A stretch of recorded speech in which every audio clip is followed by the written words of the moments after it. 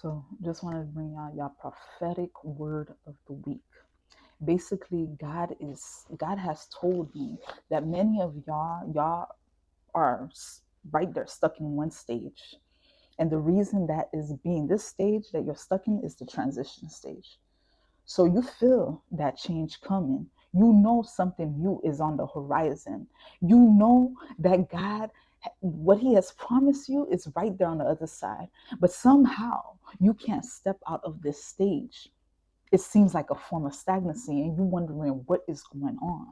Well, what God is saying is going on is that you keep looking on the past. You keep dwelling on the past. You got issues with people that is in the past, and you need to let it go. If you can't call that person up right now and say, let's squash the beef, then you know what? Let it go. Say, God, I'm sorry if I offended so and so, make them forgive me, and then move on. But it's not to dwell on the past. The past happened. Yeah, an L happened. So what you can do with that is that you need to look at it as a lesson. Don't look at it as a failure. Look at it as like what went wrong, and then move on. But don't dwell on it. Don't ruminate on it. How you gonna stay in the past and expect to be in the future and expect to go forward? You walking backwards and you expect to be walking forwards? Nah, you can't do those two things at once. There's no way. So you gotta leave that in the past. Leave those feelings, because when you do look back, what is it doing? It's bring you into certain emotions. You getting angry, you getting rage, and when you want that energy, is it that you can go ahead into God's energy and ask Him, can you bring me into the new?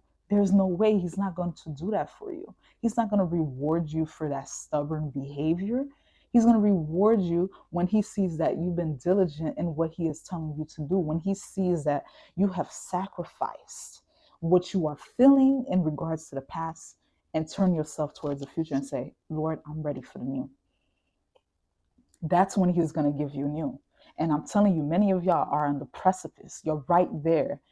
You don't want to delay yourself anymore. So stop looking there. The minute you turn from there and you say, God, I'm going to forget the things of the past and let it go and just decide to move forward, trust me, you're going to see the change come. That job that you're asking for is coming. That marriage that you've been wanting for a long time is coming. The children that you want to birth is coming.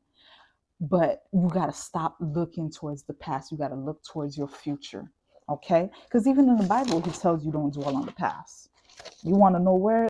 Hey guys, if you like this video, make sure to like it, share it, and subscribe. Thank you. Appreciate it.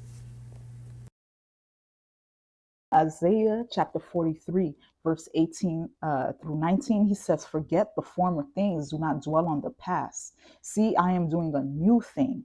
Now it springs up, do you not perceive it?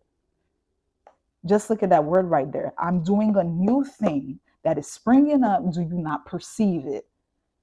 It's right in your face. He's doing something new, and you right there, just the what you're feeling is letting you know, oh my God, what God has for me is gonna be something so beautiful, something so major. But yet you letting the past pull you back. Are you kidding me? How are you gonna be able to see that? And then he says, I am making a way in the wilderness. He's telling you, because you being in the past, that's the wilderness. You do not know where you're going. You just know where you've been. Okay, but when you're looking towards Him, then you're gonna know where you're going. You're gonna get a glimpse of that. But staying in the past there's no future. This is when you get stuck in life. This is when life does not proceed for you anymore. You're there, yes, life is going on, but you're just stuck in life. And that's not what life is about. Life is about evolution, life is about flow, life is about growing. Life is about representing God in the best light. Life is letting His light shine on earth through you doing His purpose. You want to stick to that. You want to do that. Okay. And some other verses you could dwell on when it comes to going into the new and forgetting the past. Look at Jeremiah chapter 29, verse 11. For I know the plans I have for you, declares the Lord, plans to prosper you and not to harm you, plans to give you a hope and a future. Yet you want to stay in the past and you expect to have a future and you expect to have hope. It's not going to happen. And then another verse here, Romans chapter 8, verse 28. And we know that in all things, God works for the good of those who love him, who have been called according to his purpose. Okay? So even if there was some negative things in the past, look how it has worked out for you. And if it hasn't worked out in your good yet, it's about to. And you know this. You've seen certain parts where God may have done some things for you already. And if you haven't experienced it, get ready. You're about to experience it. Okay? So just one more verse I wanted to give y'all.